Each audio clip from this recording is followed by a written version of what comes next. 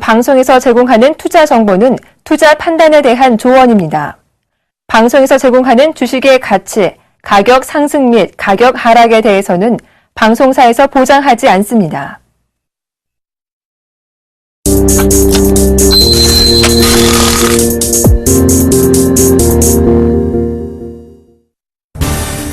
미국 3월 소비자 신뢰지수와 1월 대도시 주택가격 등이 호조를 보이면서 미국 증시가 오른 데 힘입어 코스피가 하루 만에 반등에 성공해 1960선을 회복했습니다.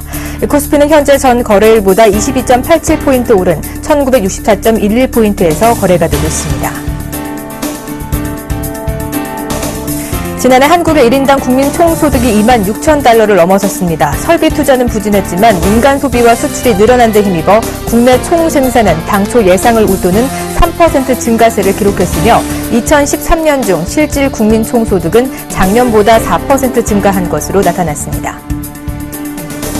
중소기업 경기 전망지수가 전월보다 3.5포인트 상승한 96.6을 기록해 2개월 연속 상승했습니다.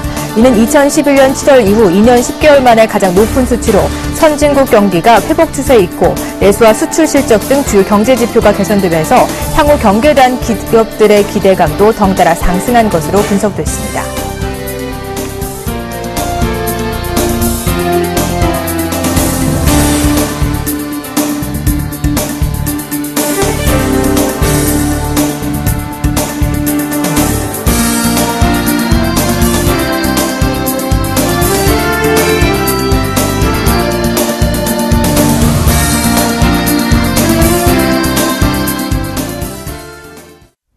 안녕하십니까. 오늘장 내일장의 정혜림입니다. 오늘 제가 이렇게 기분 좋게 여러분들께 인사드릴 수 있는 이유가 그동안 1950포인트 돌파가 결코 쉽지 않아 보였는데 오늘장에서 의외로 쉽게 돌파해줬습니다. 1950포인트 위에서 개상 출발한 코스피는 상승폭을 점점점 넓혀서 1%대 오름세 보여주고 있는데요. 현재 23포인트가량 오르면서 1964선까지 올라선 모습입니다.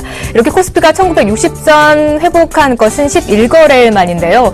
수급도 오늘 기관과 외국인 양매수 덕분에 수급도 뒷받침해주고 있고요. 오늘 삼성전자, 현대차, 이렇게 현대차 3인방까지 전차 군단까지 힘을 실어주면서 1%대 강세 보여주고 있습니다. 어제 1% 넘게 하락 보였던 코스닥 오늘 만회하고 있는데요. 전일장 갭을 조금씩 메꿔 나가고 있는 모습 543포인트 위에서 거래가 되고 있습니다. 오늘 달러원 환율은 하락 압력을 받고 있는데요. 그 이유는 잠시 후에 알아보고요. 먼저 이슈인 알바트로스 투자자문의 신승용 대표와 함께 좀 더 자세한 시장 분석해보도록 하겠습니다. 안녕하십니까? 네, 안녕하십니까? 네, 오늘장 흐름 좋습니다. 먼저 현 시장 키포인트부터 짚어주시죠. 예, 일단 지금 오늘의 시장 부분 글로벌 증시가 안정세를 보여줬다라는 점, 시장의 하방 경직성을 확보했다라는 면에서 일단 오늘 1950선 기분 좋게 돌파하는 그런 모습 나왔습니다. 근데 하지만요, 분명한 점은 지금 현재의 상황이 어떤 그 추세적인 상승으로의 어떤 그 추세 전환이냐, 아니면 일시적인 상승이냐, 기술적인 반등이냐, 이런 부분을 놓고서 좀 생각을 해본다라면 일단은 좀 월말 윈도우 드레싱 그리고 분기말 윈도우 드레싱 효과가 많이 나타나고 있는 그런 상황 속에서의 기술적인 반등 쪽에 조금은 더 무게 중심을 두는 것이 바람직하지 않나, 이렇게 큰 그림에서 생각을 좀 하고 있습니다. 네. 그렇다면 미국 지표들이 우선 호조를 보이면서 글로벌 증시가 일단 진성세 보여주고 있는 모습인데요. 함께 살펴봐 주시죠. 네, 지표, 일단 주택 고용 쪽에서 서서히 이제 소비 쪽 그리고 제조 쪽으로 넘어가고 있다라는 그런 생각 좀 많이 들게 하는 그런 국면이 지난밤 글로벌 시장에서 좀 나타났었고요. 특히나 미국, 주택 지표에 대한 어떤 그 부진한 부분들, 주택 시장의 둔화 가능성, 계속된 이제 그 금리 인상 부분, 그리고 모기지 금리가 상승하고 있다라는 면에서 봤을 때는 주택 시장에서의 모멘텀, 다소간의 둔화 부분은 이미 시장에서 인식을 하고 있지 않나, 이렇게 좀 생각을 하고 있습니다.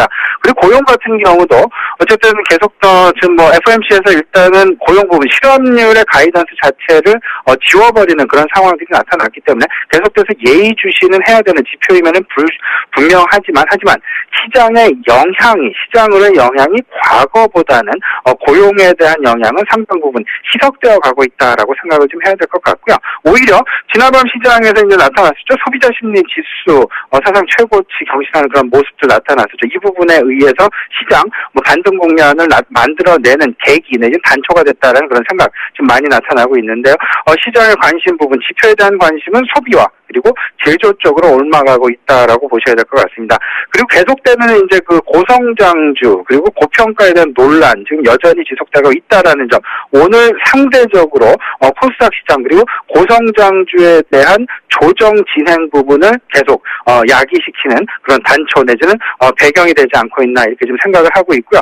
이 상황은 일단은 어떤 그 금리 인상에 대한 시장 내 불안감이 불식되기 전까지는 당분간은 좀 지속될 가능성이 있겠다 이렇게 좀 보셔야 될 것 같습니다. 네. 이 금리 인상 불안감이 지속된다고 앞서서 말씀해 주셨는데요. 찰스 플로우 연은 총재도 2016년 말이면 4%대까지 금리가 인상할 것이다라는 발언을 했는데 앞으로 그럼 조기 금리 가능성 확산 기조가 보이고 있는 건가요? 네, 그렇게 좀 보셔야 될 것 같습니다. 일단은요, 그러면 이제 그 시나리오 좀 생각을 해봐야 되겠죠. 금리 인상이 나타나게 되면 전체적인 자금 시장에서 어떤 시장으로 이제 그 자금 시장 안에서 어떤 쪽으로 좀 쏠림 현상이 나타날 것이냐 이런 부분을 좀 생각을 해봐야 될 것 같은데 일단 금리 인상을 하게 되면 주택시장과 채권시장은 부정적일 수밖에 없다라는 것.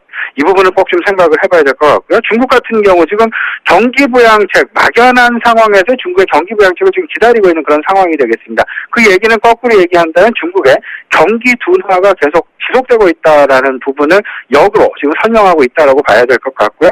그렇다면 원자재 시장 역시 자금이 갑작스럽게 유입이 되면서 원자재 시장이 상승하는 그런 가능성은 좀 희박해 보인다. 그렇다면 전체적인 자금 시장 속에서 어떤 시장으로 돈이 좀 흘러 들어갈 가능성이 있겠느냐 생각을 해본다면 여전히 고평가 논란은 있긴 하지만 그래도 주식시장으로 유입될 가능성이 오히려 다른 시장으로 유입되는 가능성보다는 좀 높지 않을까 이렇게 좀 생각을 하고요. 주식시장 일단은 긍정적인 흐름은 지속될 것이 분명하지만 지금 현재의 상황은 1분기 실적을 기다리고 있는 그런 상황이다라고 보셔야 될 것 같습니다. 이 대표님께서 계속 우리 시장의 답은 실적에 있다라는 말씀을 해주셨는데요. 1분기 어닝 시즌을 앞두고 이 시장 대비 낙폭 과대했던 종목들을 최근 들어 관심이 쏠리고 있습니다. 대응 전략까지 함께 짜주시죠. 지금 같은 경우 이제 3월 말 어찌 보면요 대부분의 자산운용사 외국인들도 비슷한 상황입니다. 분기 말 일단 윈도우 드레싱에 대한 어떤 그 자금 일시적인 유입 부분들 이런 부분들을 생각을 해본다라면 전체적인 고평가 논란이 계속되고 있는 고성장주에 대한 매도 압력과 동시에 그 매도한 그 자금들이 마음이 편한 종목, 마음이 편한 주식으로 일시적으로 들어오고 있다라는 것 그런 것이 결국은 낙폭 과대 경기민감주가 되겠다. 그러니까 낙폭이 과대했다는 얘기는 그만큼 가격적인 부담이 없다라고 보셔야 될 것 같습니다. 지금 현재의 상황, 일단은 굳히기 내지는 지키기 전략이 우세하다라는 것. 그렇다면 고평가, 고성장 주식 나름 많이 상승을 한 부분이 있었죠. 이 부분에 대한 차익 실현 압력과 동시에 그 자금이 결국은 가격적으로 좀 마음이 편안한 종목으로 일시적으로 파킹이 될 가능성이 있다라는 것. 그런 부분들이 지금 현재 윈도우 드레싱 효과로 지금 나타나고 있다라고 보셔야 될 것 같고요. 오늘 우리 시장 내 시총 대형주들만이 좀 우세한 상황들 나타나고 있습니다. 특히 삼성전자, 현대차 중심으로 우리 더 나아가서는 은행업종 중심으로 어찌 보면 가격적인 부담이 그렇게 크지 않은 시총 대형주로만 지금 시장이 들어오고 있다라는 것 자체는 윈도우 드레싱 효과가 그만큼 크게 나타나고 있다라고 해석하는 것이 오히려 시장의 추세 전환으로 해석하는 것보다는 조금은 더 좀 의미 있는 그런 상황이 아닐까 저 개인적으로 그렇게 판단을 하고 있습니다. 네, 이렇게 오늘 시장 전략까지 꼼꼼하게 들어봤습니다. 오늘 말씀 고맙습니다. 네, 감사합니다.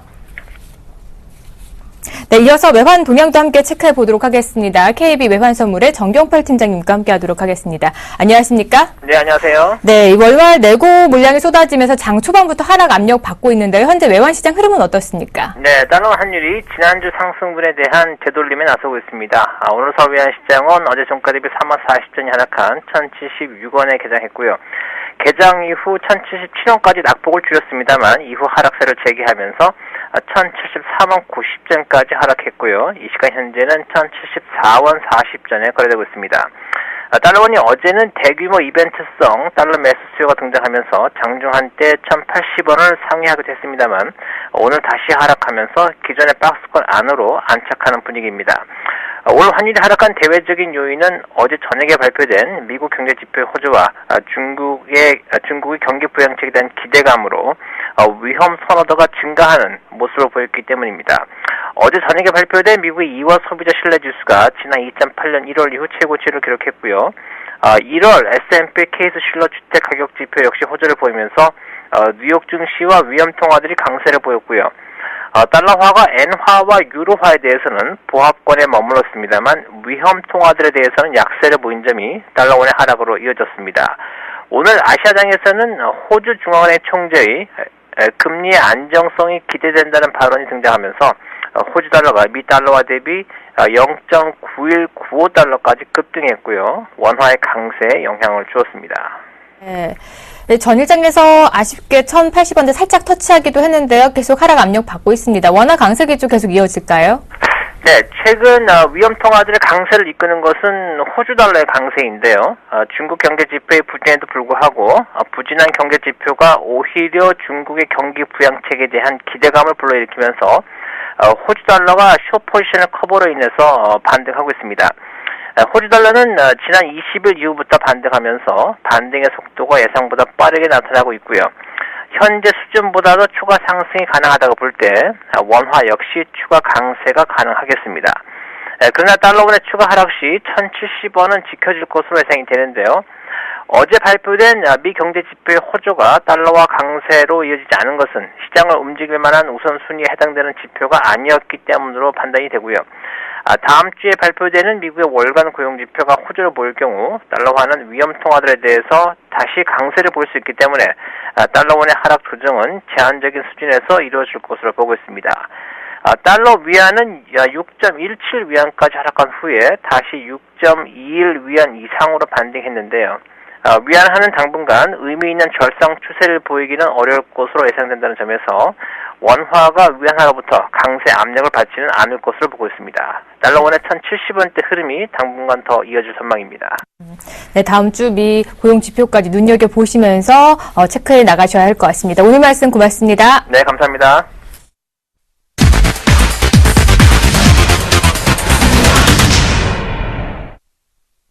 네, 오늘 장에서 핫하게 떠오르고 있는 이슈 체크해보고요. 마감 전략까지 꼼꼼하게 세워드리도록 하겠습니다. 오늘도 IM투자증권의 김동섭 이사님 자리해 주셨습니다. 안녕하십니까? 네, 안녕하세요. 네, 오늘 매파, 바이트만의 변심, 좀 재밌는 뉴스 제목을 오늘 가져 나오셨는데, 그동안 이 ECB 통화정책에 좀 반기를 들었던 매파 성향이 강한 바이트만 총재가 이번에는 양적 완화를 좀 지지하겠다라는 뜻을 밝혀서 관심을 끌고 있습니다. 오늘 이 얘기 좀 해보도록 하죠. 바이트만 총재는 그렇다면 왜 마음이 바뀐 걸까요? 그것부터 좀 체크해 주시죠.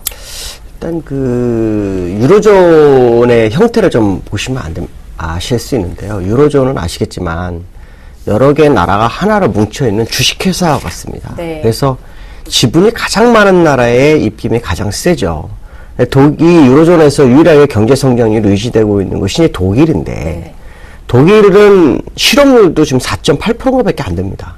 그리고 경제 성장이 유일하게 잘 되고 있죠.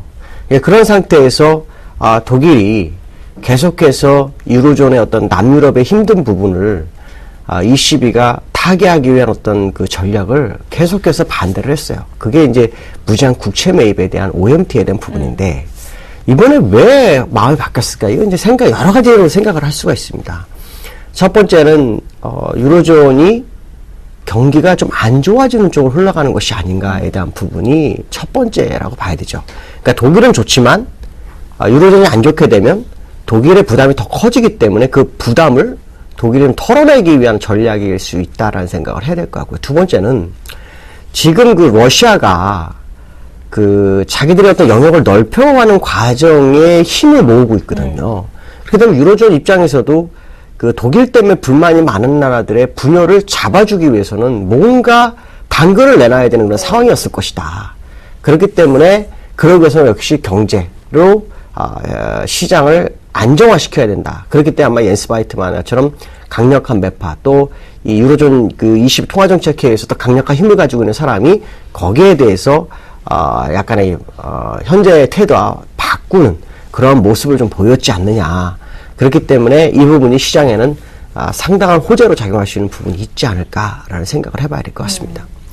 이렇게 급격하게 좀 마음을 바꾸다 보니까 영국의 파이낸셜 타임스에서도 획기적인 태도 변화다라고 이렇게 평가를 한 만큼 마음이 바뀌었거든요. 태도 변화를 가져온 이유는 어디에 있을까요?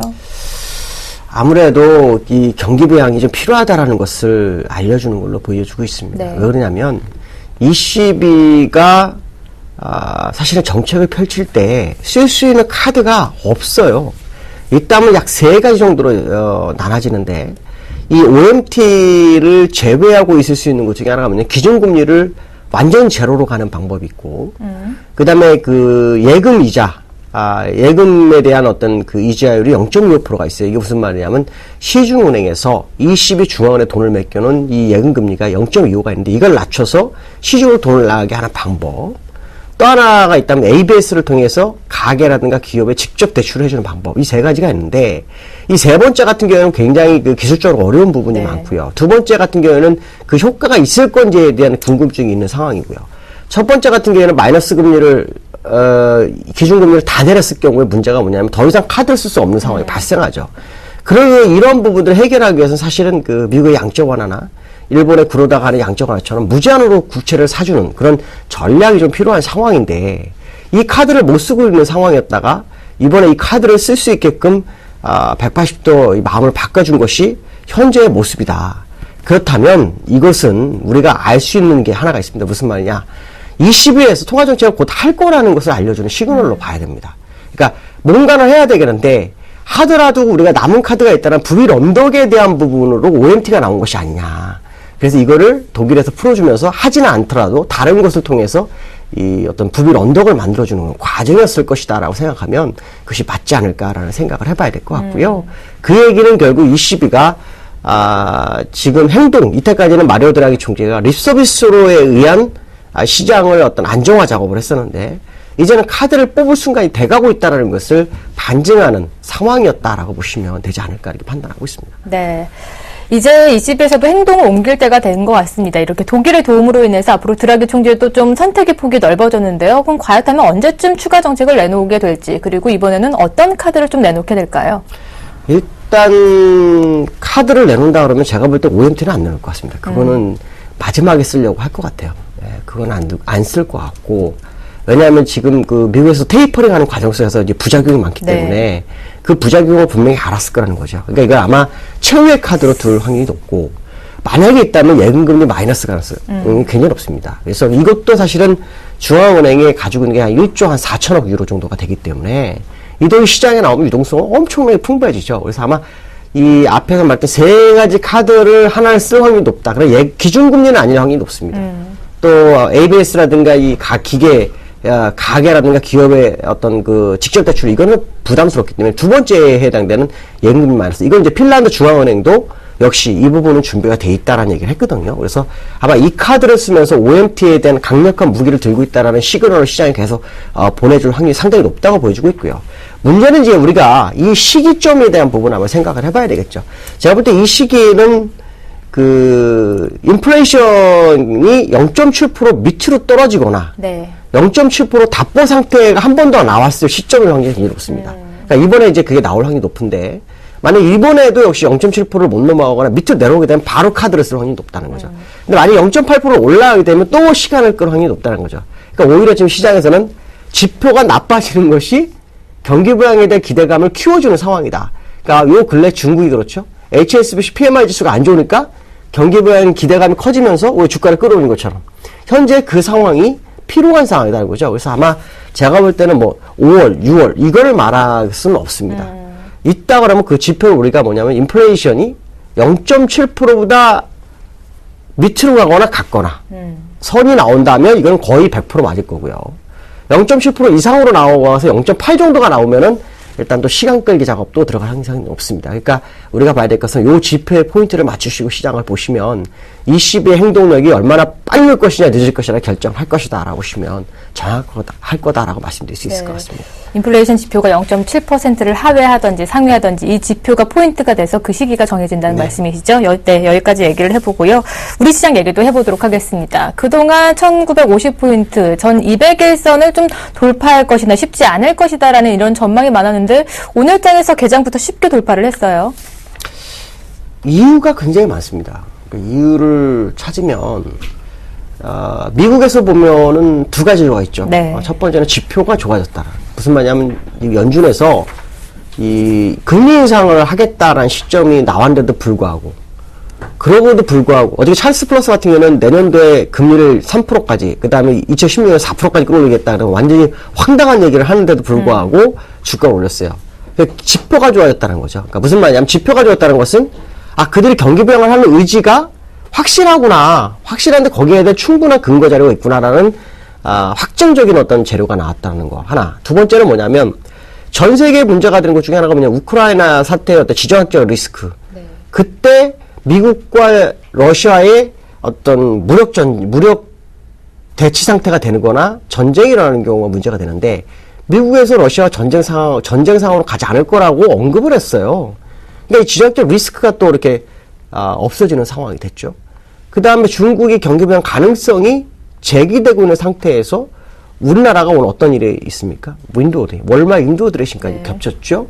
거기다가 오늘 새벽에 나온 뉴스가 아까 했었던 것처럼 이때까지 ECB는 카드가 없다. 계속 마리오 드라기는 립 서비스만 한다라는 생각을 했었는데 카드를 쓸 수 있는 운신의 폭이 커졌다라는 것이 시장에는 상당한 기대감으로 작용했고 그것이 시장을 급등으로 끌어올리는 재료가 됐다. 이렇게 보시면 지금 시장은 악재가 또 한 번 수면 밑으로 가면서 미국의 테이퍼링을 대신할 수 있는 카드들이 여러 군데서 나오기 시작했다는 거죠.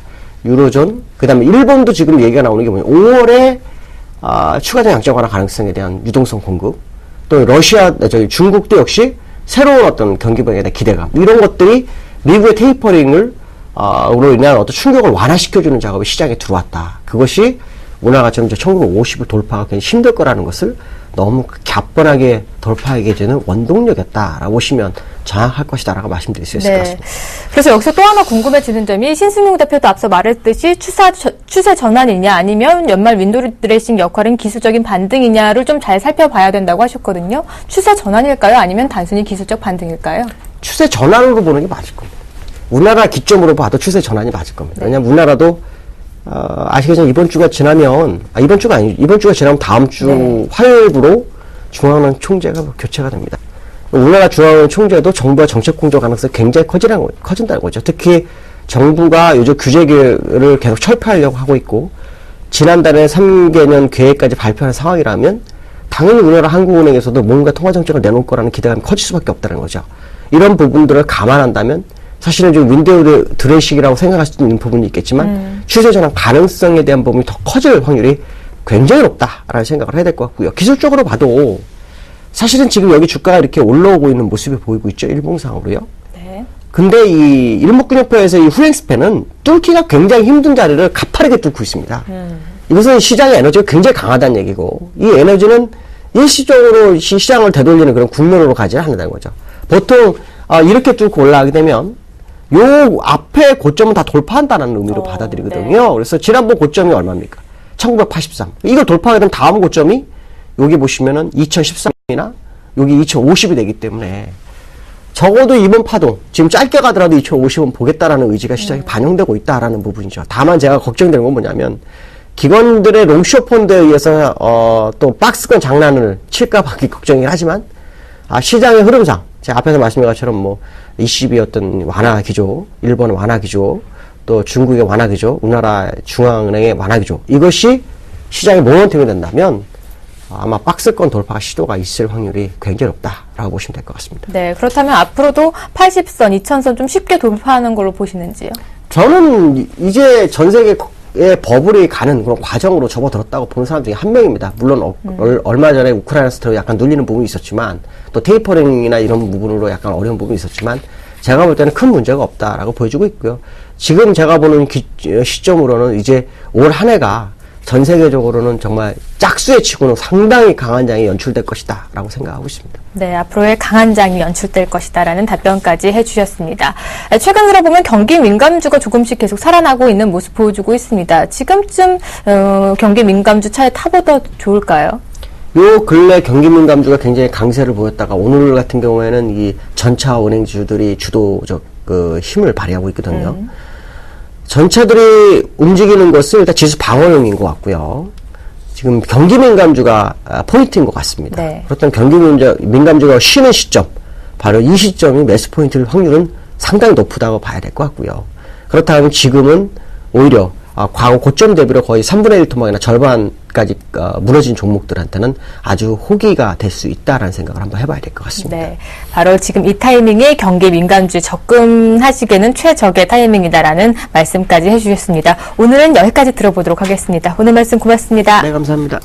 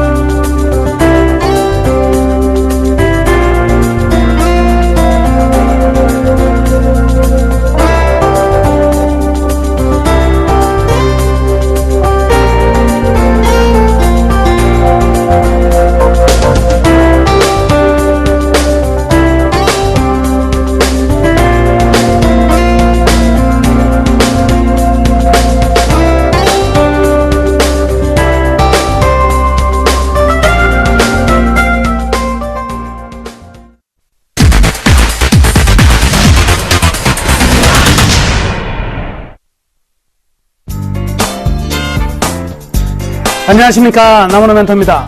자, 오늘 시장 뜨거워지고 있습니다. 우리 계절은요 천천히 여름이 왔으면 좋겠어요. 봄이 좀 길고 여름이 좀 짧으면 좋겠다 생각이 드는데, 우리 계절은요 뜨거워졌으면 좋겠습니다. 당장 오늘부터 불이 활활 타가지고 정말 뜨거운 여름의 계절가 계속 좀 진행되었으면 좋겠습니다. 그런데 오늘 같은 경우에는요, 또 의외로 시장 굉장히 많이 올라가는데 별로 달갑지 않으신 분도 꽤 많을 거예요. 왜냐면 지수 중심으로 삼성전자, 현대차, 그리고 금융주 위주로 강세를 보이고 있는데, 이들 종목은 그렇게 많은 개인들이 지금 사놓은 종목들이 아니거든요. 오히려 개인 투자자들이 많이 사놓은 종목들은 전부 다 소재 산업재군들이 많이 있기 때문에 이들 종목이 올라간 어제 같은 경우에는 기분 좋지만, 전차만 올라가면 또 깨름직할 조금 아쉬운 이 마음들이 좀 남아있을 것으로 생각합니다. 그렇지만 이 부분은 아셔야 돼요. 시장이 안정을 찾지 못하면 나머지 모든 종목들도 떨어지더라는 것은 우리 이미 경험했습니다. 그렇죠? 그래서 지수의 안정은 곧 외국인들의 파생적으로 하방으로 장난을 치지 못하는 부분이 될 것이고, 그래서 선물 매수하게 되면 또 프로그램 매수가 쌓이면서 지수 안정과 더불어서 나머지 종목들에 대한 어떤 순환매가 계속될 수 있다, 이렇게 볼 수가 있겠네요. 여튼 선물 만기가 지난 이후에 우리 지수는 계속 안정을 찾아가고 있습니다. 지수가 몇 포인트까지 올라갈 것인가, 이런 거는 제가 뭐라고 했습니까? 묻지 마라. 귀신도 모른다. 그건 별로 의미가 없다. 우리가 가진 종목이 과연 올라갈 수 있는 자리가 남아있느냐, 이 부분이 가장 중요한 부분이다. 여기에만 집중하시면 되겠습니다. 자, 오늘 남은의 Y 종목은 어떤 종목일까요? 뻔하지 않을까요? 현대차 가져왔습니다. 현대차가요, 지금 4.3% 급등하고 있습니다. 24만 2천원, 2,500원인데, 참, 오랜 기간 동안 현대차가 많이 쉬었어요. 많이 쉬다가, 이제 상승이 나오는데, 어저께 있잖아요. 이 삼성전자 보면서 그런 생각이 들었거든요. 삼성전자가 떨어질 자리가 전혀 아닌데, 어저께 많이 빼더라. 그러면 오늘 급등시키죠. 현대차 오늘 급등 나오고 있습니다. 이야, 역시 얘들은요, 항상 뒤로 친다. 누군가가 떨어질 자리가 없는 자리에서 떨어지는 것처럼 만들어 놓고, 그 다음에 한 번에 땡기는 게 바로 이 외국인들과 기관들의 팽팽한 기싸움 속에서 발생하고 있는 주가의 흐름인데, 여기에서도 분명히 이유가 있다는 거죠. 그 이유를 알고 우리가 어떻게 접근할 것인가, 이 부분이 중요하다. 그래서 제가 항상 나오는 거 아니겠습니까? 오늘 왜 올라갔는가 보니까요, 일단 미국 소비 심리 지표가 계속적으로 호조를 보이고 있습니다. 여기에 대한 이제 기대감들, 미국의 소비가 살아난다면 미국의 현대차 판매량은 분명히 많아질 것이다. 그렇죠? 두 번째는 신형 소나타 출시에 따른 이 긍정적인 시각들이 각기 증권사를 통해서 보고서에서 굉장히 좀 두각을 나타내고 있는 부분입니다. 그래서 매수 사인이 나오면서 이 두 가지가 제일 매칭된 오늘의 부분이 있겠네요. 물론 현대차 그룹의 정몽구 회장이 일단 유럽과 중국으로 움직이면서 거기에 대한 여러 가지 이제 말들, 기대감들을 많이 내놓고 있는 부분들도 분명히 차지하고 있다, 이렇게 봐야 되겠네요. 이런 내용 속에서 오늘의 수급 동향은 뭐 안 봐도 뻔하겠죠. 근데 재밌는 사실은 작년 11월 달부터요, 외국인들은요 계속 매도했어요.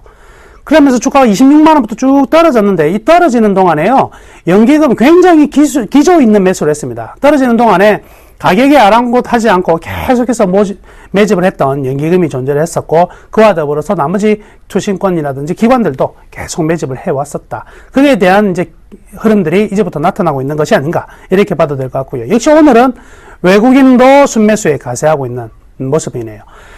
자, 그래서 지금 윈도우 드레싱, 미니 윈도우 드레싱 효과 있을 것이다. 원래부터 어저께 말씀해드렸고, 원래도 말씀해드렸었는데, 이 부분이 이제 오늘도 이어지고 있는 부분이 분명히 될 것이고, 이제 전차 군단만 계속가는 이 흐름들에서 이 수급이 자동차 쪽으로만 계속 밀어붙이는 이런 수급은 아닐 겁니다. 전반적인 종목들의 동반 상승이 같이 나오는 속에서 현대차도 외국인들과 그리고 기관들의 매수는 좀 더 이어질 가능성이 크다. 이렇게 봅니다. 자, 몇 가지 중요한 관찰 포인트가 있는데, 여기가 앞으로 현대차가 과연 한 단계 레벨업해서 30만원을 향해서 갈 수 있느냐, 가지 못하느냐는 바로 이 세 가지에 달려있다고 볼 수가 있겠네요.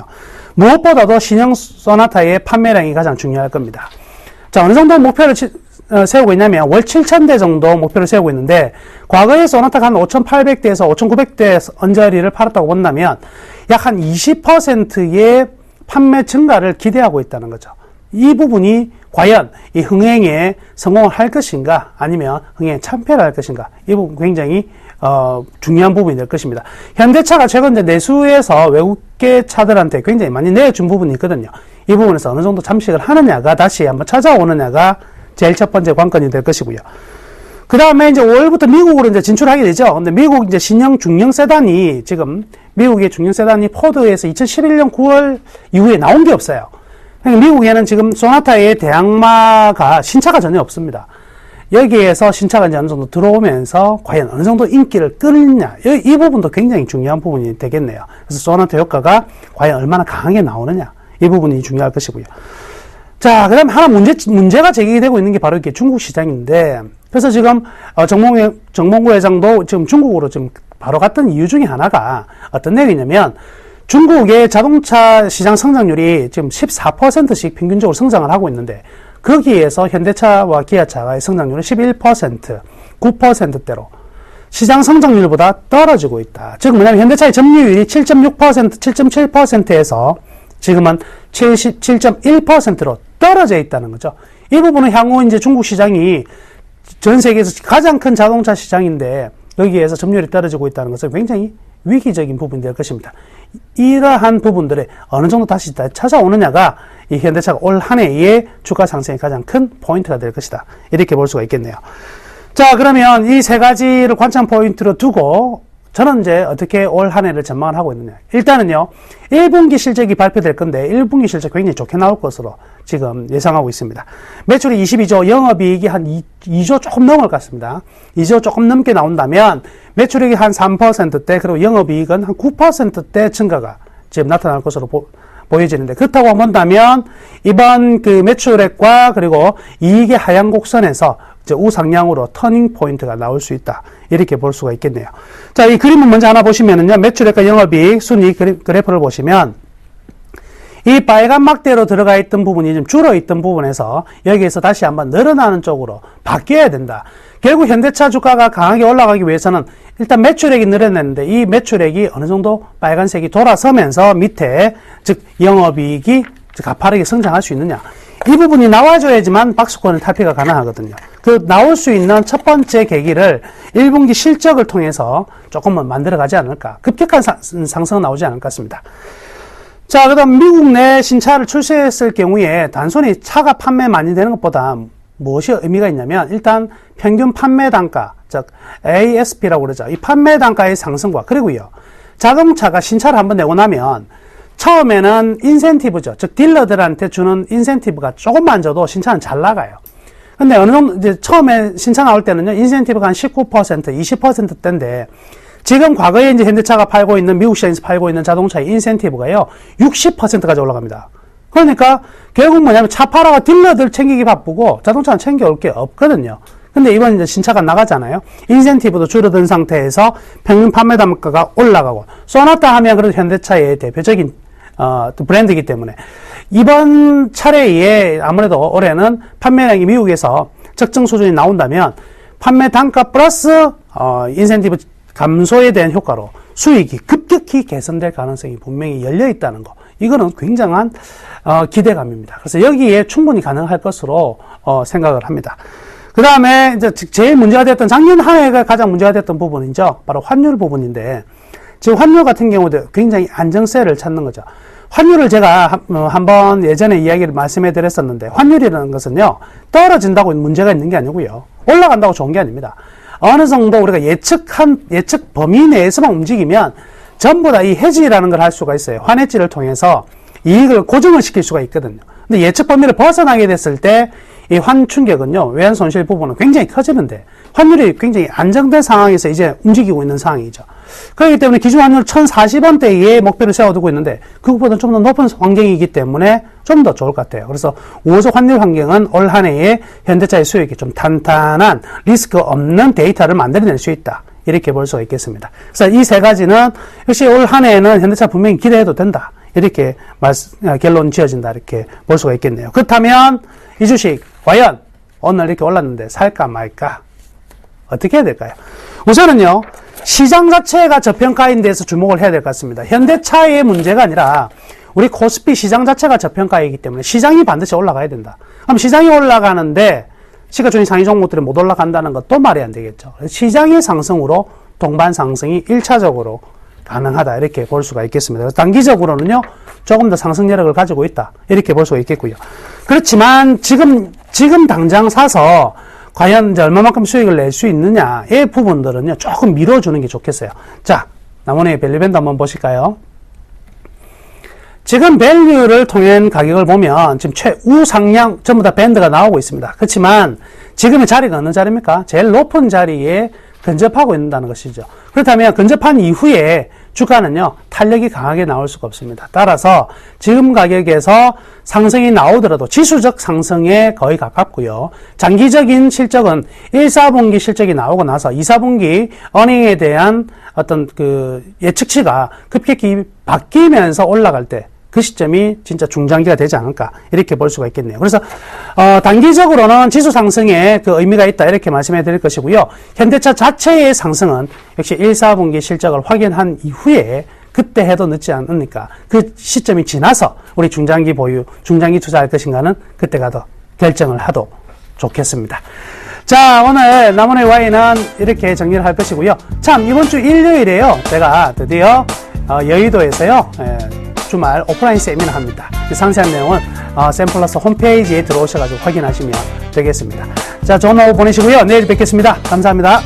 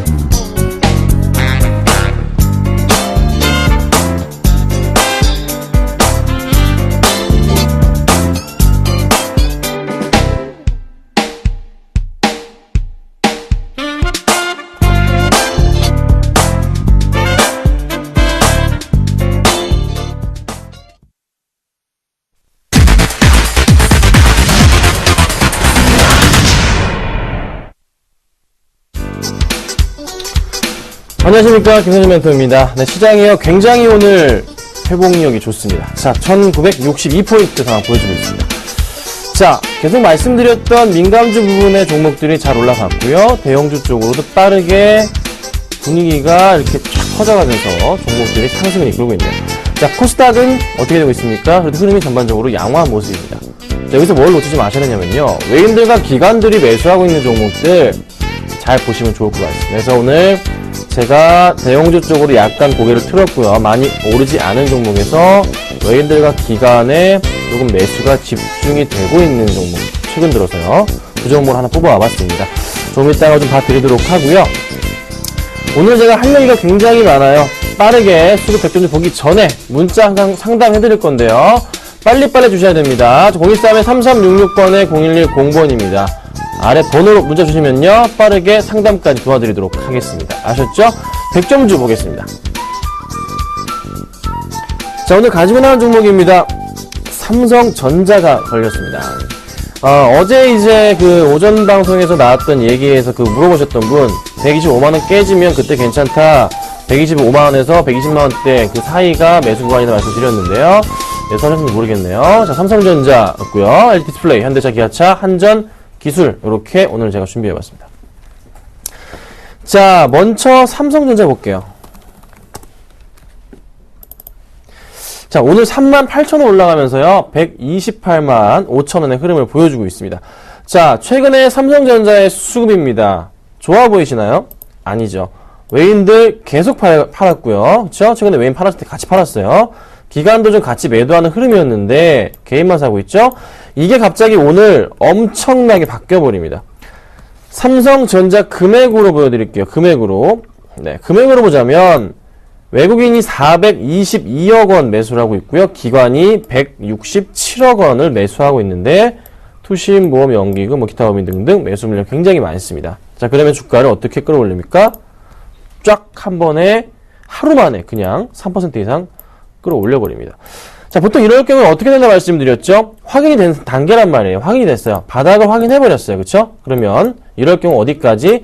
전고점까지는 보통 갈 수 있는 그래프가 완성이 되거든요. 이 패턴이기 때문에 큰 그림에서 볼 때 W자 패턴을 그렸기 때문에 그쵸? 여기서 여기 이 갭을 메울 가능성이 있어요. 그래서 대형주 보신 분들 삼성전자 괜찮지 않을까 말씀드려보고 수익률로 따져보자면 3% 공략주가 될 것 같습니다. 현재 시점에서요. 그 포인트는 맞추시고 대응하시면 될 것 같습니다. 자, 그 다음 보겠습니다. LG디스플레이죠. 자, 오늘 또 올라갑니다. 이 종목을 오전에 추천드려서 수익 실현을 했습니다. 4% 가까이 먹고 나왔는데요. 보유하고 계신 분들은 5% 이상 수익이 나고 계시겠네요. 축하드린다 말씀을 드리고요. 수급적인 부분 굉장히 양호했고 애플 효과 볼 수가 있습니다. 하나 걱정인 것은 이 라인부터 지금부터 해서 추가적인 반등이 나온다면은 약간 주의가 필요한 그런 구간이 될 수가 있어요. 그렇죠? 약간 슈팅한 부분이 될 수도 있기 때문에 조금은 조심해야 될 것 같습니다. 그래서 한번 튀어 올라간 후 새로운 그림을 그릴 수가 있겠죠. 올라간 다음에 조정을 거치고 다시 이런 포인트가 나올 가능성이 있기 때문에요. 지금 매수하시는 것은 약간 좀 위험할 수도 있지 않을까. 그래서 수급은 좋지만 매도 관점으로 보시라고 말씀을 좀 드려볼게요. 자, 현기차 같이 볼게요.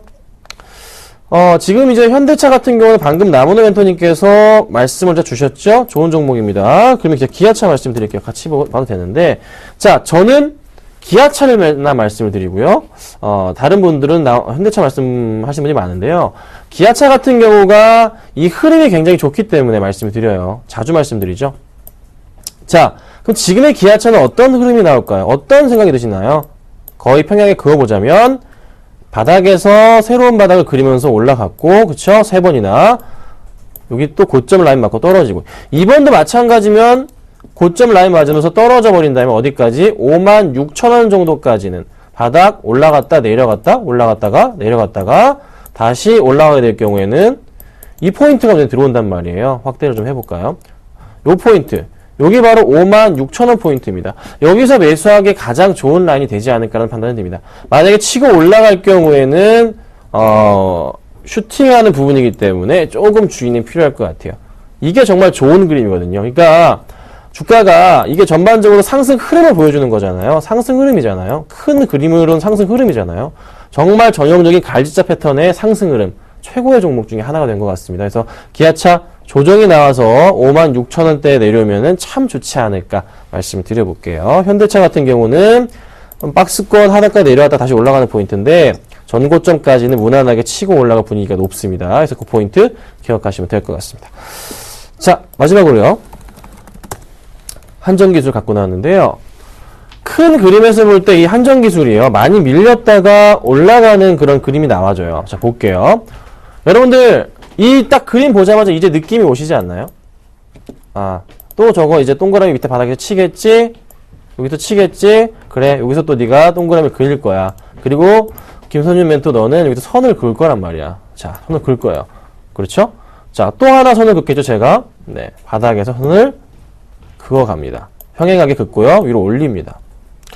포인트가 대충 요 정도 포인트 정도는 나오는 것 같아요. 그런데요, 제가 볼 때 지금 여기 고점으로 대한 인식, 여기 슈팅한 부분에 대한 인식이 있을지 모르겠지만 이거는 단기적인 좀 작은 그림이고 그림을 크게 보겠습니다. 주봉으로요, 크게 봅니다.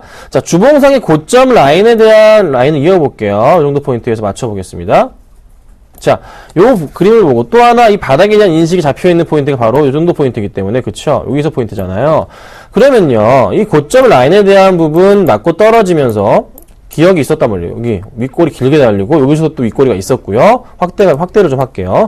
그럼 이 포인트에서 이 갭을 메꾸고 상승할 수 있는 가능성이 있어 보입니다. 그러면요, 아까 일봉으로 그렸던 요런 식의 그래프가 아니라 이 그림이 나올 가능성도 있어요. 여기서 이렇게 올라가는 그림. 요걸 한번 제가 노려보려고 합니다. 수급도 마찬가지로 굉장히 양호한 수급 오늘 들어와주고 있고요. 외인들이 굉장히 많은 물량 매수해주고 있고, 최근 들어 수급도 기관들의 수급 양호하단 말이죠. 그래서 관심 있게 보시는 것도 필요하지 않을까 좀 말씀을 좀 드려볼게요. 아셨죠? 눈치 빠르신 분들은 눈치 채셔야 됩니다. 자, 종목 AS 갑니다. 자, 이니시스 문자가 와야 됩니다, 여러분. 하림 이런 거 추천드리고 문자가 와야 되는데요.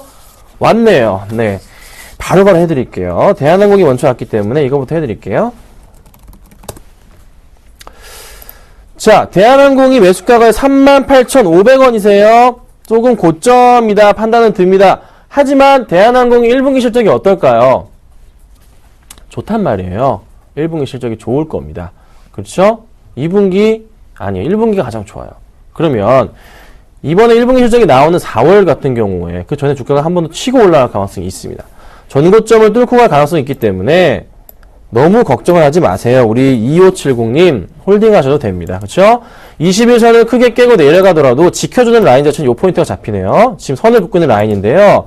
이 라인이 가격적으로 정확하게 얼마냐면은 여기 포인트니까요. 36,500원 라인을 깨고 내려가지 않을 경우에는 걱정하지 마세요. 네, 가져가도 되겠다 말씀을 드려보고요. 종목 그 문자 주신 거랑 AS 겸해가지고 이니시스랑요 할인 같이 해드릴게요. 자, KG 이니시스입니다. 오늘 제가 진짜 어퍼컷 제대로 맞았습니다. 와, 오전 9시 55분에 웃기게도요, 위니아 만도, 네, 산답니다. M&A를 한대요. 그래서 주가가 왕창 우리로 터졌는데요. 여러분, 잘 보세요. 제가 추천드리는 거에 대해서 몇 프로씩 매수한다 말씀드렸죠? 10%. 왜 10% 말씀드립니까? 좋은 거, 안 좋은 거 제가 나와서 수익 많이 난 거랑 안 좋은 것도 섞기도 하고, 또 이런, 진짜 이거는 여러분들 아무도 몰랐던 거잖아요. 완전 내부자 정보인데 이걸 제가 어떻게 압니까? 그렇죠. 당당하게 이거는 진짜 제대로 제가 운이 없었던 거, 그런 겁니다. 그런 거예요. 그러면 이게 계좌에서 10% 매수했습니다. 마이너스 6% 맞았어요. 몇 프로 빠진 거죠?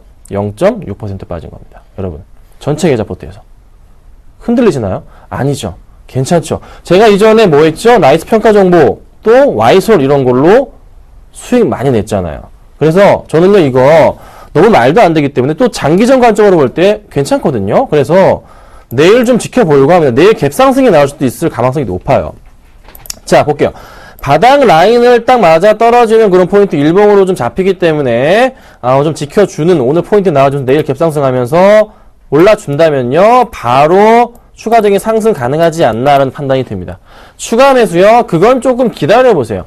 기다려보세요. 그거는 제가 내일 상황과 모레 상황의 수급을 봐야 돼요. 그때 보고 해야 되기 때문에 일단 오늘 수급이 굉장히 안 좋습니다. 기관이 폭탄 매도했습니다. 하지만 이 상황이 진정이 되면 어떻게 될까요? 다시 상승할 수가 있기 때문에 기다려 보려고 합니다. 마이너스 지금 종가 매수해가지고요. 어제 종가로 마이너스 지금 6.6%, 마이너스 7% 맞았어요. 네, 세금까지 마이너스 7% 맞았습니다.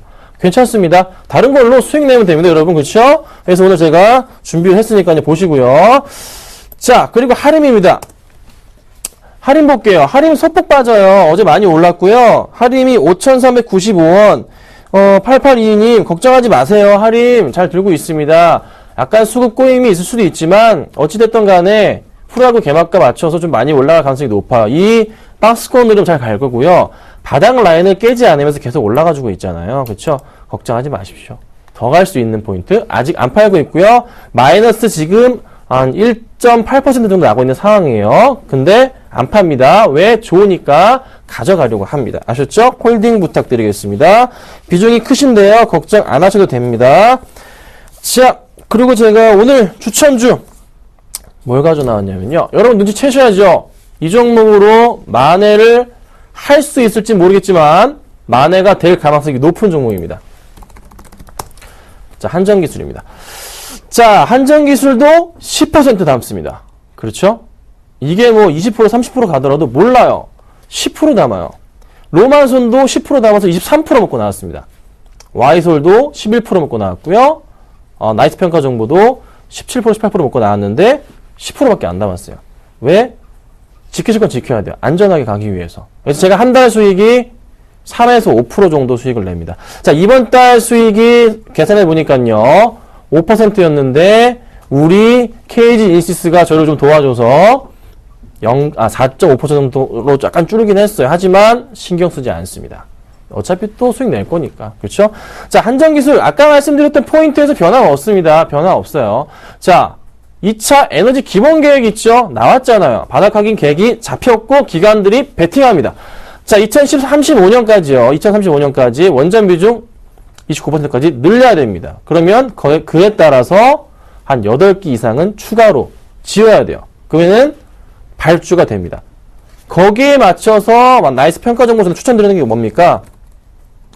이 종목도 거기에 맞춰서 일진전기 한번 추천드려가지고 단박에 먹고 나왔잖아요. 10% 딱 먹고 나왔던 그런 종목인데 한전기술도 한번 대형주 쪽으로 시장 움직였기 때문에 가능성이 있어요. 수급 좋고 차트 좋고 보겠습니다. 한 번 더 그걸 설명을 드려볼게요. 자, 아까 드렸던 짧은 일봉상의 분위기에서는 지금 바닥이 확인되고 있는 포인트죠. 이 정도, 그쵸? 바닥 라인이 확인이 되면서 반등을 주고 그러면은 평행하게 그었을 때는 라인 자체에 왔을 때 많이 먹을 공간은 없지만 제가 주봉상으로 크게 그림을 봤을 때는 고점 라인에 대한 슈팅하는 부분까지 감안했을 때 이 갭을 메울 수 있을 가능성이 있다라는 판단이 드는 거예요. 그래서 제가 추천을 드리는 거고요. 요 갭을 메꾼다면 목표가가 8만원까지 가겠지만 그렇게까지는 안 봅니다, 여러분. 네, 너무 높게는 안 보고요. 요까지만 볼게요. 매수가는요, 63,500원에서요, 한 64,500원 정도 사이로 현재가 부근에 매수를 해주시면 될 것 같고요. 목표가는 얼마죠? 네, 74,000원까지만 봅니다. 너무 많이 보진 않겠습니다. 요 정도 라인 잡고요. 한 200일선, 60일선 부분까지만 잡을게요. 자, 그리고 손절가는요, 칼같이 쳐야, 이거는 정말 떨어지면 칼같이 쳐야 됩니다. 6만원 깨지면 약간 좀 불안하니까요. 6만원 라인은 꼭 지키시고 대응하시면 좋을 것 같습니다. 아셨죠? 자, 오늘은 제가 한전기술 말씀을 드려봤고요. 또 한번 화이팅하고 수익 내도록 하겠습니다. 감사합니다.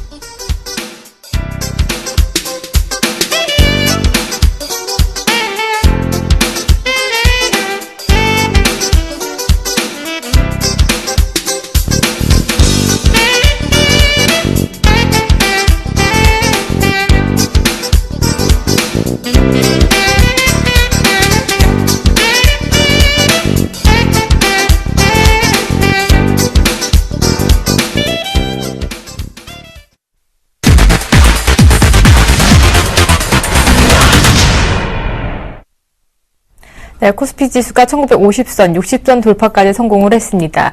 이것이 기술적인 반등이 아니라 앞으로의 추세 상승이다라는 긍정적인 전망까지 오늘 김동섭 이사님께서 해주셨는데요. 내일장이 더 기대가 되는 하루입니다. 코스닥도 오늘 나란히 반등을 해주고 있는데요. 오늘 장 마감 잘 해보시고요. 오늘 장, 내일장, 오늘 준비한 소식은 여기까지입니다. 시청해주신 여러분 고맙습니다.